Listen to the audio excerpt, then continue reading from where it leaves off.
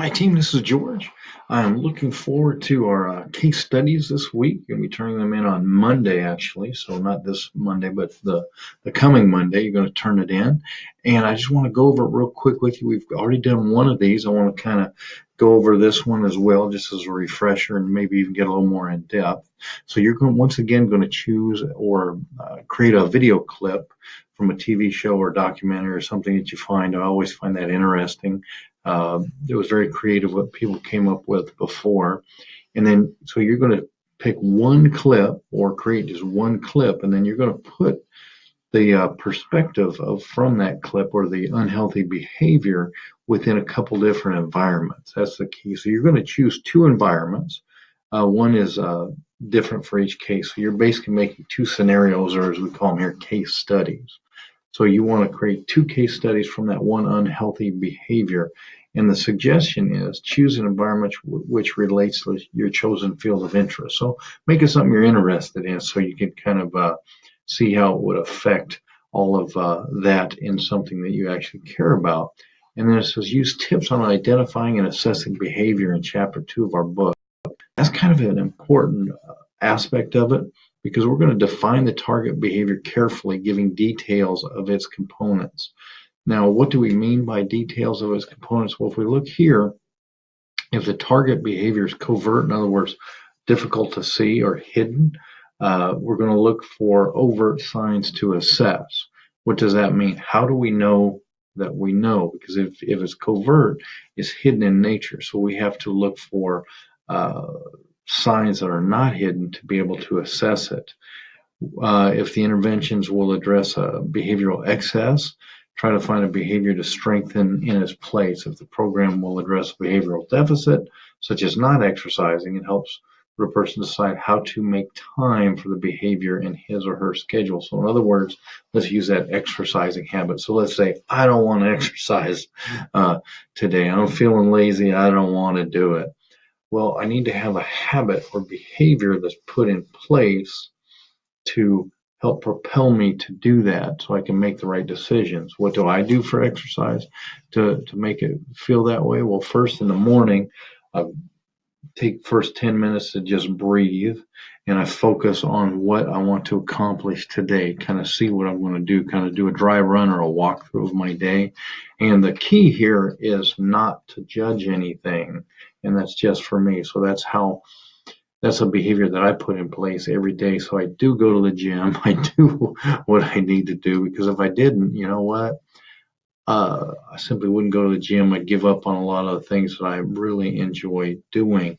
So look at these tips. So what is that? So I'm putting in place a routine for me every morning that sets the tempo or the tone for the day. That's what I do. And even when I don't feel like working out, that's during the day, I still do it. Sometimes it's going through the motions, but I know as I go through the motions, I'm going to start connecting in and going forward and actually exercising so I care about it again.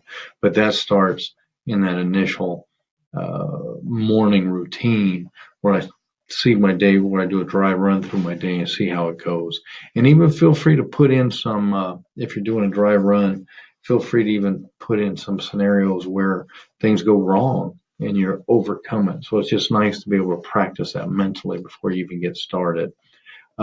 Use direct assessment methods whenever possible. And if target person will be using self-monitoring to keep track of his own performance. Use special procedures to assure that it's accurate for the collected data. Funny story, my father-in-law was trying to lose weight, and one of the things he was marking down what he ate every day. So he's marking down everything that he ate. That's what he was trying to do. Well, I noticed a few times that he would be eating a candy bar and he didn't put it on his paper. Why didn't he put it on his paper? Why didn't he write it down? Well, because it was a snack. It really wasn't a meal. So when he said he was going to mark down what he ate, he was only marking down what he ate at meal times. So that accuracy is hugely important. And make sure that all data are recorded immediately or very close to the time when the behavior occurs. Why? Because then it gives our schema, our filters, less time to change what we're seeing into something that we're used to seeing. And then transfer the data to the sheets on a regular basis, check that no errors were made in the process. So that's the tips on identifying and assessing behavior. So utilize those to really make an excellent case for your case study. And that's the tip. So that'd be part 3.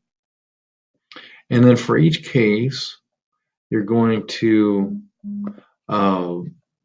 follow the process right here. So remember, so your initial paragraph is going to be the behavior from the video clip. Then you're going to make the 2 cases where you're going to follow this through right here. Identify the behavior, the stimulus condition, extensively detail the type of behavior, detail behavior modification. I don't know why that just happened. That was weird. Okay, but we'll go right back to it. Detail the behavior modification and insert the link to the video clip. So you have to do that twice. Now this is only going to be 2 to 3 pages, so you don't have to get too excessive as you go through it, because that includes both cases.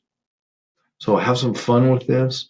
I always enjoy these kind of things, so enjoy it, have some fun, and let's see what we come up with. Feel free to use that template from the first case that we did as well. Have a great day.